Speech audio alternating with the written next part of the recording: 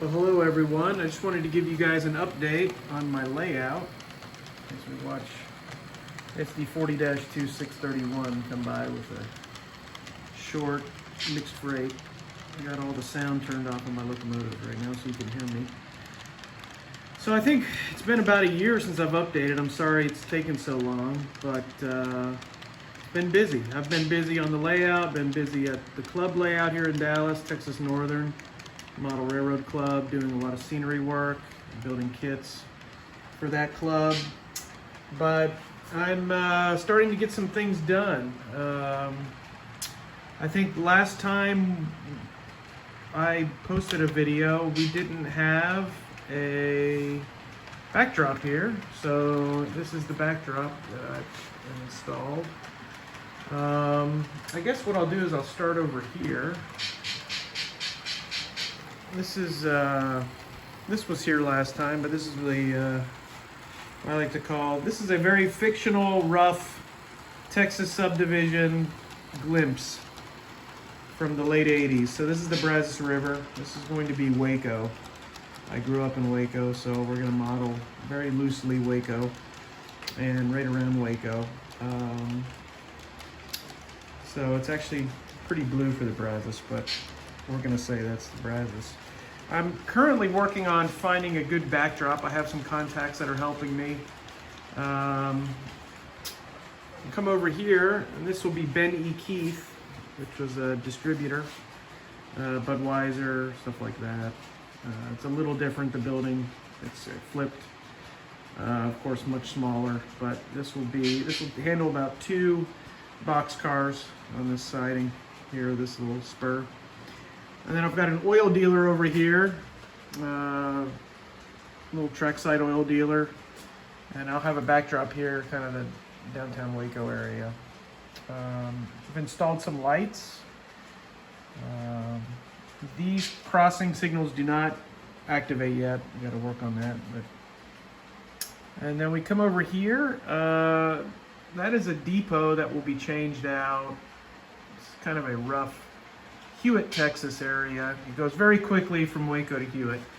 The prototype, kind of the area I was thinking about modeling, this was a flooring business, but I'm going to change it. It's going to be a used Porsche restoration business, which is something that I like. So I'm putting that in. It's going to be called Tex Ren Automotive Sales and Service. And then this is the backdrop I chose for this back wall. I have a shelf up here, so I had to, and a door that I've blocked off to my backyard. So this, I had to work around that shelf. I wanted to keep the shelf just because. So some more lights here. I've got LEDs and incandescents on this layout.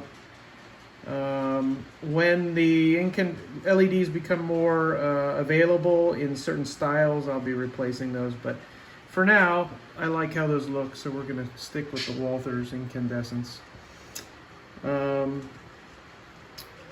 This is a shipping and receiving business. Haven't named it yet. And then I think last video I had the kind of the stereotypical Walthers cement silo grain elevator, and I decided to change that. I wanted to make something a little bit different, not only because in Hewitt, Texas, where I grew up, originally they had a corrugated grain elevator there. So I wanted to get something in that style. So I changed it out. Back over here, the backdrop, it's kind of a gravel cement industry and it wraps around. So you have to use your imagination here, but it wraps around and then it comes around here to the cement facility. So cement gravel facility. Still working on this a little bit, getting everything tidied up. I'm not sure I'm going to keep the Walthers kit. That may go. I may change that out to something else. But I will keep this. I've got a front end loader here, putting some gravel into the conveyor for the gonds. So this is my cement facility. And then this backdrop was here last time. We've got the farmer's house. These are all my corn rows here. Lots of corn. I think I've added some trees since last time. Got a ranch fence there. Got the farmer taking a look. And then we come down here, and I think this was all the same. It's my pasture here. What Lance Meinheim likes to talk about, negative space. I wanted to have some open areas where the trains just run. I do have a siding here, so I can run about 15 car trains on the siding. Not very long, but it's not a very big layout, so will work for some operations. I got my Dairy Queen here. I think this has changed maybe a little bit. There's a grade crossing. Got some rail fans here. This is a picture I take a lot of. I think it's a good scene. Blends in well with the backdrop. Worked out really well. It's a grain elevator, so I've had this. I've added some details. I don't know if you can see that, but the grass work and some more details, grass between the tracks, stuff like that. More cows, more fence line, barbed wire fence. This is all right, so this is new now. That my layout used to end. Well, it actually just went around in one loop, but I started to add more details. This is going to be a lumber offload facility. So I just started building this week. I've got the base gravel down. I've got some fencing in. Some kits have been built. I'm going to add more scenery details. I got the basic static grass with some dirt mixed in. Still have to do more of that, and we'll be adding more. So the big news, I guess, here is I've added a peninsula. I got rid of the car that was in here. Wasn't using it enough, so we sold the car, and I decided I wanted more room for trains. So we added a peninsula, and this will be a warehouse facility I've built and painted. And then I'll have a plastic pellet facility here. And we've got another main line and siding here. Wraps around, as you can see, back into the other area. And then what I'm going to do is I'm going to have a divider. You'll see down, I'll show you down here, but the track comes around. I've got some hills, little hills I'm going to decorate, build up. Those trees are going to go away, but we're going to have a divider right down this middle here. So it's going to be kind of narrow on the right side of the peninsula and kind of wide on the left side. And the reason is I took out my old yard and I've added this stub end yard. Didn't really have enough room to make a legitimate full yard with, enter and exit on both sides. So we have basically we have a pass-through track, we've got a track classification track, and then I've got really kind of two classification tracks, and then I've got 1, 2, 3, 4, 5, 6, 7, about 8 classification tracks here.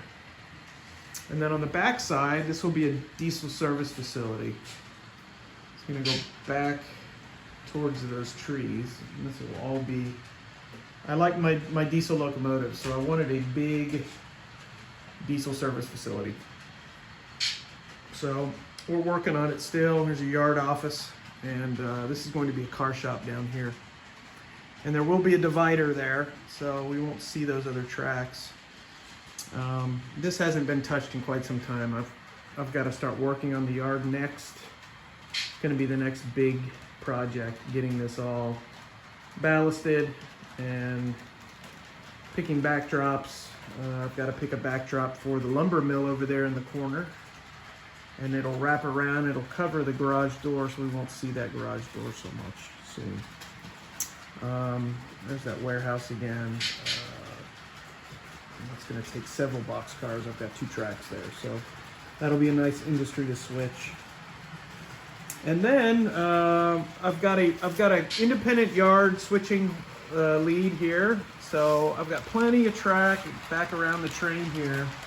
We'll come all the way over. Now this is all new. This was where my old yard was. I ripped all this out, and the track plan is not finished yet in this area. I haven't decided how much industry I want, how much negative space, etc., etc. But I have lots of yard lead space here. It's just on a curve. You can see I've got to paint my foam and get that going. But this is the most uncompleted area of the layout. So and then we're back to the Brazos. So it's coming along. It took a while to build, to get the bench work, build it, get everything, all the track. The yard's been completely dropped, so it's all wired up except for the diesel service facility.